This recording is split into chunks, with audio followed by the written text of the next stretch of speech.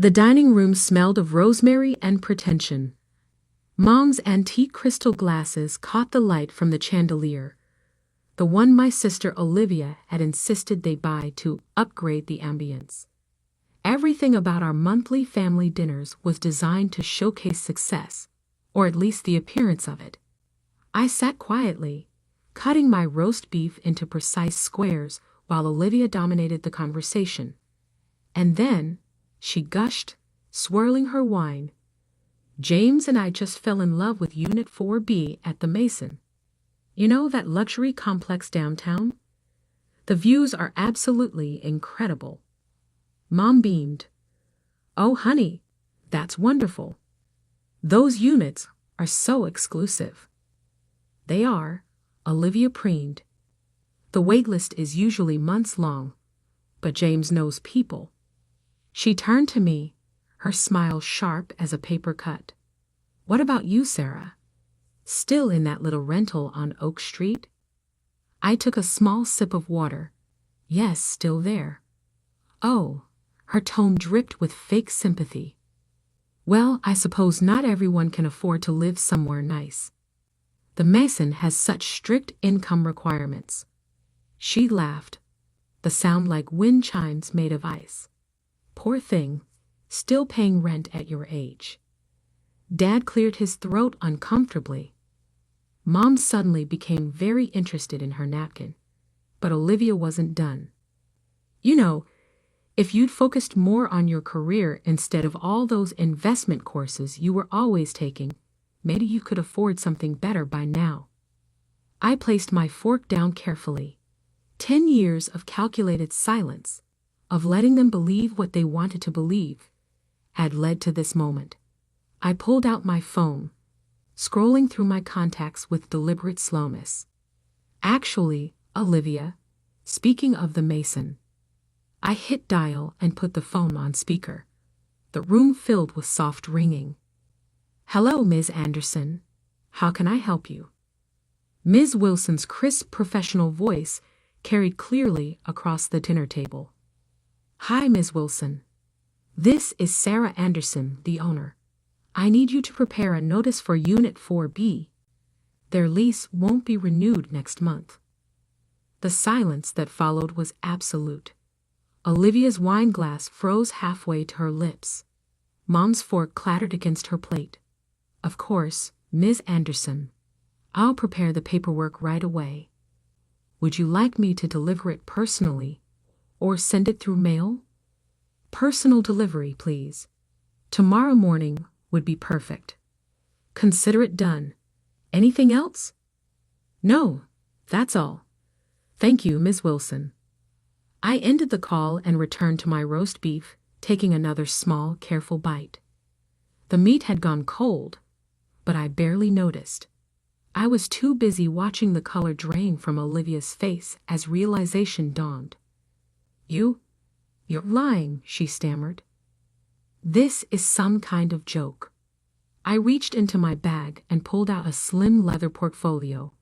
Inside was the deed to the Mason, along with quarterly revenue reports and tenant listings. I slid them across the table without a word. But how? Mom's voice was barely a whisper. Remember all those investment courses you mocked? The ones that were wasting my time while Olivia was climbing the corporate ladder? I smiled slightly. Turns out they were quite useful. I bought the Mason 3 years ago through my holding company, along with 6 other properties in the city. Dad picked up the papers with trembling hands. These numbers, Sarah. This is... Yes, Dad. Your struggling daughter manages a real estate portfolio worth just over $40 million. I turned to Olivia, whose face had shifted from shock to something closer to horror. And yes, sis, the Mason does have very strict income requirements. Unfortunately, you and James fall just short of them for next year's lease terms. You can't do this, Olivia's voice cracked. We just finished decorating. We hosted a housewarming party last week. Actually, I can. It's my building. I stood up, smoothing my simple black dress. But don't worry. I hear there are some nice rentals available on Oak Street. Mom found her voice. Sarah, be reasonable. Your sister didn't mean. Yes, she did. I cut her off gently. She meant every word, every smirk, every subtle dig over the years.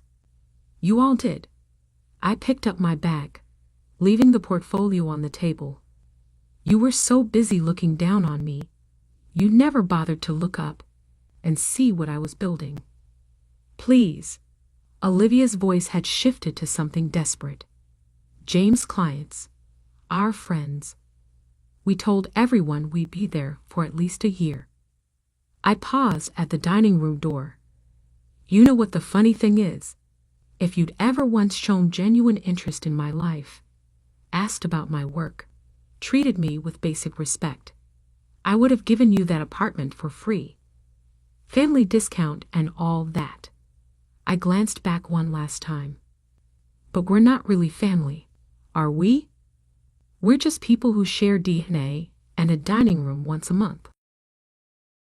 The silence followed me out to my car, a modest Honda Civic that had been another source of their jokes. They didn't know about the Porsche in my private garage, or the beach house in Malibu, or the startup incubator I'd funded last year. They couldn't know anything about me, really. And now, as I drove away from their perfectly manicured suburban life, I realized they never would, because I wasn't just the owner of their precious luxury apartment building. I was the owner of my own story. And for the first time in 10 years, I was finally letting myself tell it. My phone buzzed with texts, first from Olivia, then Mom, then Dad, each one more desperate than the last. I turned off the notifications and headed toward downtown, toward the Mason's gleaming glass tower, rising against the evening sky. My tower, my rules, my victory. Sometimes silence isn't just golden. Sometimes it's strategic. And sometimes, just sometimes, it builds empires while others are too busy judging to notice them rise. The next morning, I sat in my private office on the top floor of the Mason, watching the city wake up through floor-to-ceiling windows. The same windows Olivia had bragged about at countless social gatherings, never knowing her view was courtesy of her struggling sister. My intercom buzzed.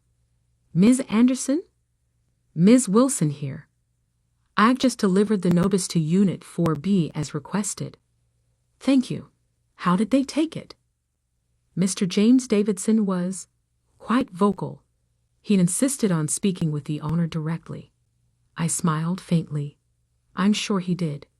Please remind him that all communication needs to go through proper channels. Already done. Though, Ms. Wilson hesitated. There's something else. A woman is here to see you. Says she's your mother. I closed my eyes briefly. Of course. Mom always believed she could fix everything with a well-timed emotional appeal. Send her up. 3 minutes later, my office door opened. Mom stepped in, then stopped abruptly.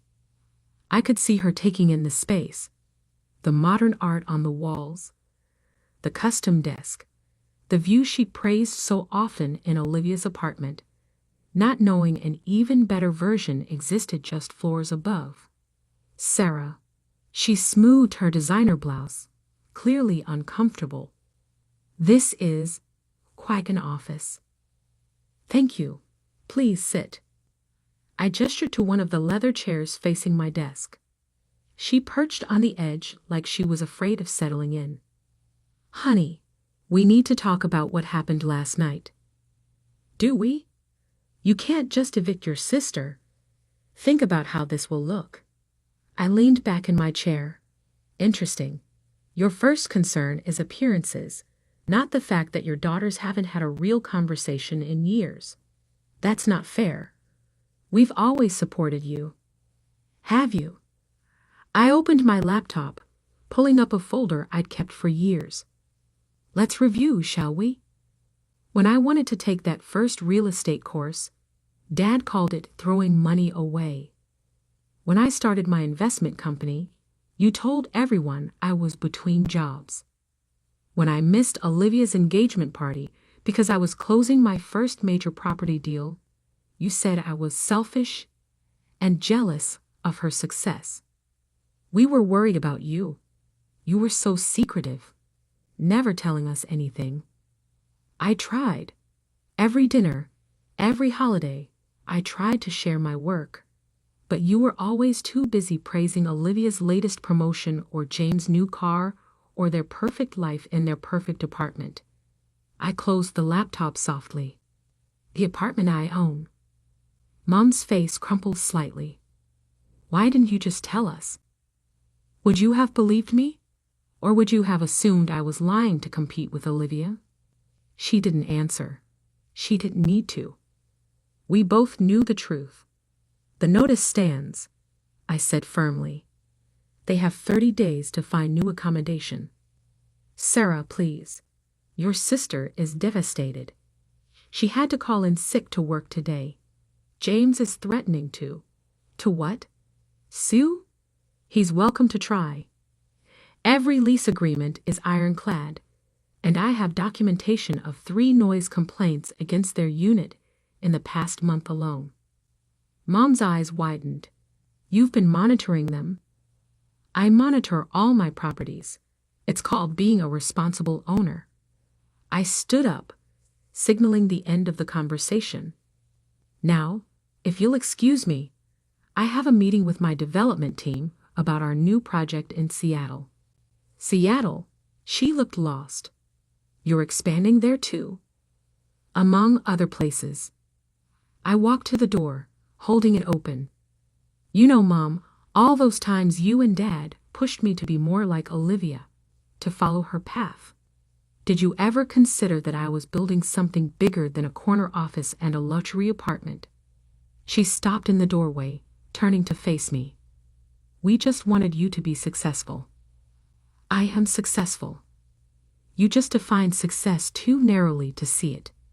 After she left, I walked to the window, watching her expensive car pull away from the curb. My phone buzzed, a text from Olivia. This is cruel, even for you. I typed back. No, cruel is 10 years of subtle digs and public humiliation. This is just business. Another buzz. Mom says you have properties in Seattle now. What else are you hiding? I smiled but didn't respond. Let her wonder. Let them all wonder. Ms. Wilson's voice came through the intercom again. Ms. Anderson? The development team is ready for you in the conference room. Thank you. Oh, and Ms. Wilson? Please start compiling listings for available units in the building. Similar size to 4B, but perhaps with slightly less desirable views. For your sister? No. For the 3 families on our waiting list who actually meet our income requirements. It's time to maintain some standards around here. As I gathered my materials for the meeting, I caught my reflection in the window. I looked different somehow, stronger, clearer, more myself than I'd ever been at those suffocating family dinners. My phone buzzed again. Dad, this time. We should talk. Over dinner, maybe?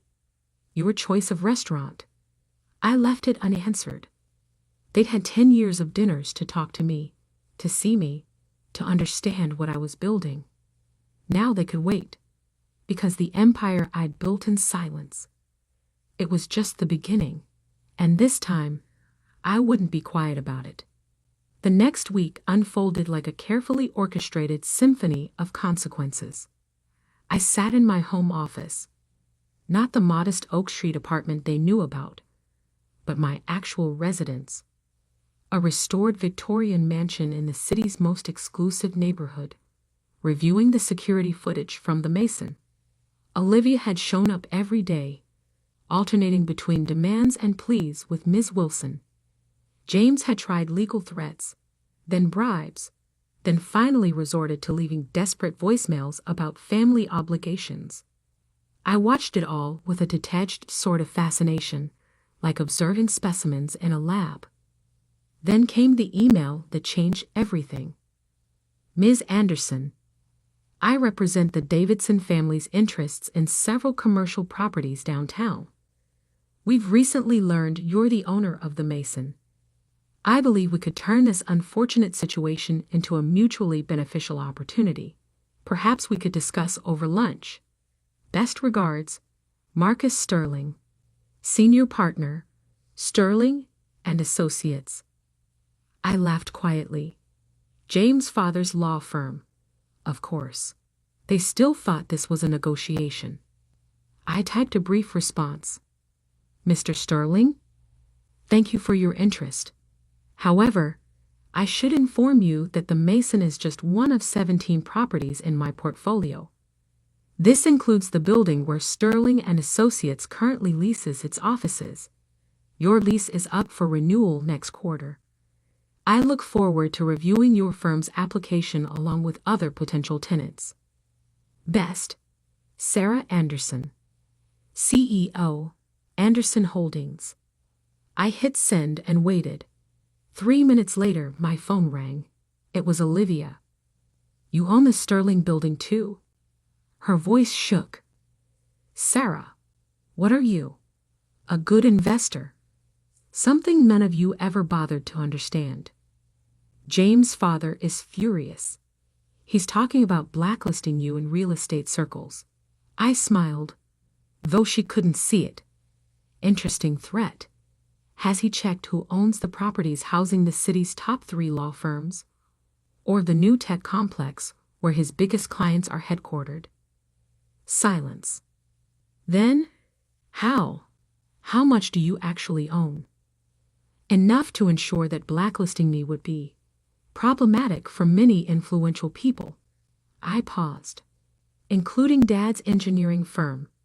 Their building lease is under review too, by the way. Dad's office? Her voice cracked.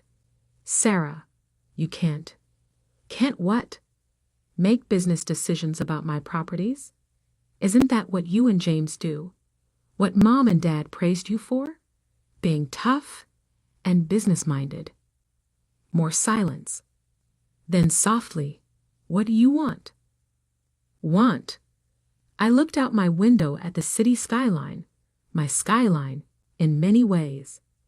I want what I've always wanted. Recognition, respect. A family that sees me for who I am, not who they assumed I'd be. By destroying us? No, Olivia. By showing you who I've become while you were too busy looking down to look up. I sighed. Check your email in an hour. You'll find a list of available properties within your actual budget.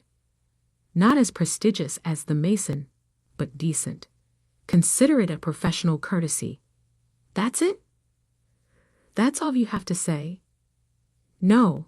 I stood, walking to my wall of achievements, awards, recognitions, magazine covers featuring my properties, all collected over years of work they dismissed as wasting time. I also want you to explain to Mom and Dad why their perfect daughter and son-in-law are moving to a lesser address. Tell them the truth. All of it, including how you treated the sister who could have been your biggest ally. I ended the call and pressed my intercom. Ms. Wilson, please prepare the paperwork for Unit 4B's new tenants, the Thompson family, the ones with the 2 kids in medical school. They meet all requirements and their reference checks are impeccable. Right away, Ms. Anderson. Oh, and the Seattle development team sent over the final proposals. They're quite impressive. Thank you. I'll review them this afternoon. I sat back down, opening my laptop to check the latest property acquisitions. A notification popped up. Another email from Mom. Sarah, your father and I have been doing some research. The properties, the investments, the scale of what you've built. We had no idea. No idea at all. We failed you. Not in the way we thought. Worrying you weren't successful enough, but by not seeing how extraordinary you actually are. If you're willing, we'd like to learn about your work, your companies, everything we should have asked about years ago, not to benefit from it, but to understand our daughter.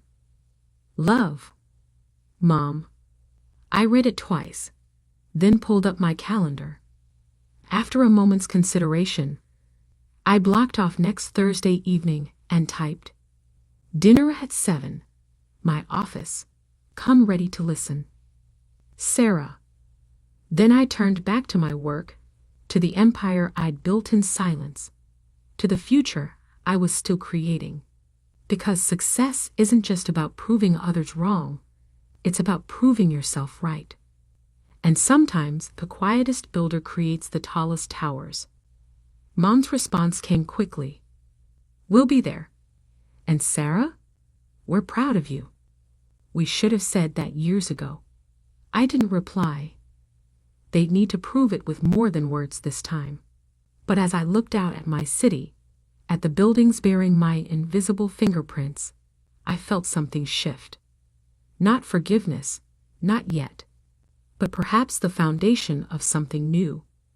Sometimes the best revenge isn't serving it cold, it's serving it with a side of enlightenment.